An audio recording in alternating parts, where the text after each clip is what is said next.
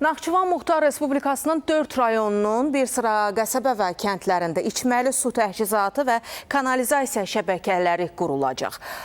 Bu, dövlət başçısının təsdiqlədiyi Naxçıvan Muxtar Respublikasında su ehtiyatlarından səmərəli istifadənin təmin edilməsinə dair 2026-2030-cu illər üçün tədbirlər planında öz əksini tapıb və bundan başqa Kəngərli rayonunun Böyükdüz və Xok kəndləri ərazisində qapalı suvarma və kollektor drenaj şəbəkələri texniki iqtisadi əsaslandırma sənədləri də hazırlanacaq.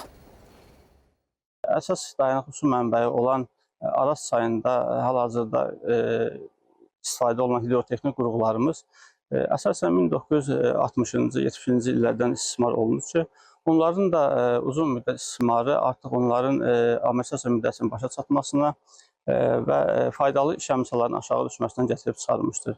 Buna görə də hesab edirik ki, bu istiqamətdə aparılan işlər tədbirlər planının əsas istiqamətlərindən biri olacaq. Muxtar Respublikada əkin dövriyyəsinin artırılmasına, fermerlərin dayanıqlı sudan istifadəsinə, eyni zamanda içməli su sahəsində su təminatının yaxşılaşmasına, torpaqların meliorativ vəziyyətinin yaxşılaşmasına böyük töhfəsi olacaqdır.